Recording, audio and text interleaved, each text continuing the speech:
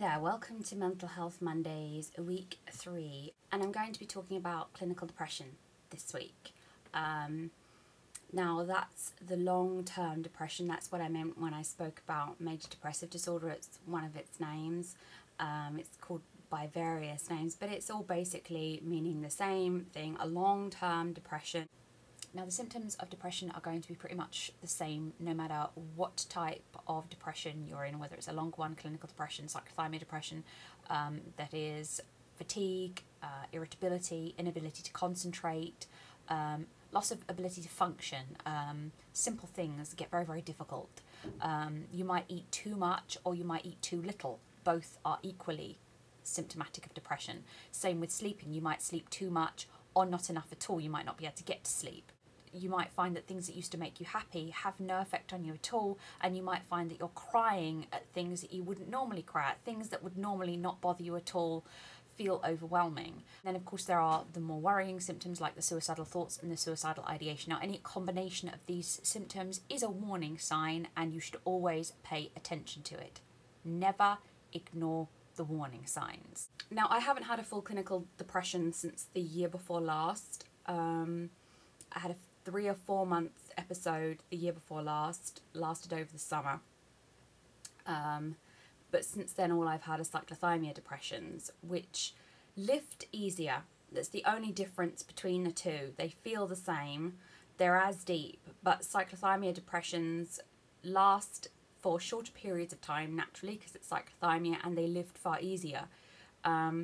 Clinical depression tends to rise off you really, really slowly. You'll gradually feel a sense of the weight of it lifting from you, and it'll take a while and it won't suddenly be gone. I want to talk very briefly about why I suffer from clinical depression on top of the cyclothymia. The cyclothymia I've had since I was little. The depression occurred in my teen years. I experienced quite severe bullying in both my secondary schools from the ages of 11 until 15 years old. It was severe enough to cause 2 emotional breakdowns in my first year of secondary school, and during the time that I was at my first secondary school we had a woman come and live in our house. She basically inveigled her way into my parents' lives, and she'd done the same with 2 families before. The social services knew about her, but they did not warn my parents. My parents did not know she was very, very good at pretending to be okay. She came on holiday with us and she injured her back while she was on holiday, and she ended up in our house. She had a daughter who was 18 months old. She'd already had 2 children taken away from her, and she was hurting her child in front of me, and I wasn't able to say anything about it because I was terrified of her. What she was doing essentially was controlling everyone. I mean, by fear as well. She was intimidating. When she was still bedridden, she bit my mum's arm all the way through to the bone. Someone acting like that, they very quickly manipulate you into a situation where you're afraid to do anything just in case you set them off.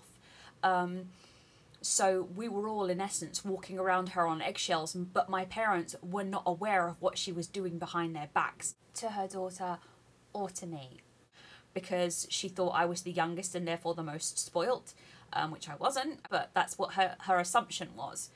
She came into what she considered to be healthy, happy households and blew them apart. That was her modus operandi, and she did that by control and manipulation and terrorising, and that's what she did. I'm not asking for sympathy, by the way. This is a long time in my past. I'm just trying to explain to you the circumstances that occurred that caused me to enter clinical depression. So it was bullying, very severe bullying at 2 secondary schools, 5 years of very severe bullying, concentrated day in, day out, never stopping bullying, and this woman living in our house for about 6 months who basically exploded our household from the inside out. There's other stuff as well, there's lots of other stuff, none of which I'm going to go into, but I entered a severe clinical depression at the age of around about, it's about 15 when it really started to manifest. When I left school I got caught bunking, and that's when it started to manifest because I was out of school and I had time to relax and all the stuff had time to bubble up. But when I'd left school I was already exhibiting symptoms of depression. I couldn't sleep, I wasn't interested in anything, and it took around about, from when I left school properly, when I graduated from a provision that they sent me to in June, it was like 1 day a week at this stupid centre for kids, from when I graduated from there in June to September or October when I really frickin' hit the wall, And once I hit the wall, I hit it majorly, and I ended up agoraphobic. I ended up social anxiety, panic attacks, psychosis. I was having hallucinations. I was having grandiose delusions. The works. I was crying most of the night. I was in lots of physical pain. I had physical symptoms from it. You do have physical symptoms from depression. I had such severe physical symptoms, I would be lying there flat holding onto the bed because the pain was so severe. That's all I could do. It's just pain in my general body. It was just pain in my body. I can't explain it unless you've experienced it. It is overwhelming. And yeah, my mum and dad tried to get me some help. I'm not saying my mum and dad left me to it completely, but I don't think they knew what to do, and I was hiding the worst of it from them. I knew something was very wrong, and I knew a lot of my behaviour was very wrong, and I was very embarrassed and ashamed of it.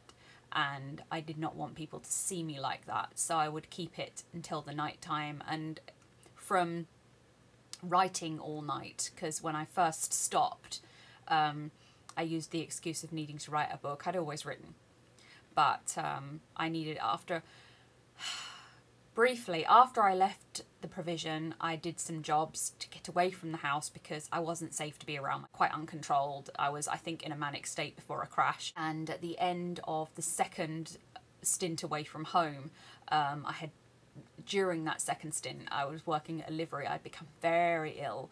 And when I got back from that, I was looking for other work, but I was also panicking because I knew there was something very, very wrong happening. I could feel something coming at me like a tsunami, and it was going to hit very soon, and I didn't know what it was, and I was very afraid, and I just wanted to be at home and safe. So I came up with the idea of writing the book that I'd had an idea about for ages, and I thought, I'll write the book and then I won't have to go anywhere. That was the big revelation. I will not have to go anywhere. And at that point, when I stayed at home to write the book, things got really, really bad, and they got bad fast. And between writing the book in that first year at home and gradually getting worse and worse and worse, when the book was finished, the thing that was keeping me awake was the keeping everything in and only letting it out at night. And since then, the depressions I've had have been all about oversleeping. But that first one, that was quite complicated, I think. So I ended up not sleeping a lot then. And I got out of that at 19 and a half, like I said. So that's several years stuck inside my head, stuck inside the house with agoraphobia, panic attacks, all that shit. It was very, very bad depression, and I have been inclined toward depression since then. But the cyclothymia depressions, I do have them. They occur far more frequently, and they also lift far easier, like I said. Just wanted to say briefly, I went to my family GP when I was about, 16, I think, when I started to get really bad and stay home and not be able to leave the house without my mum. We went to my family GP. He said, I think you might be depressed, but I won't put you on any medication. And I think at that point, he did it for a good reason, but it made me want to keep everything in even more, which was bad. And it just discouraged me from seeking help. It discouraged me from talking.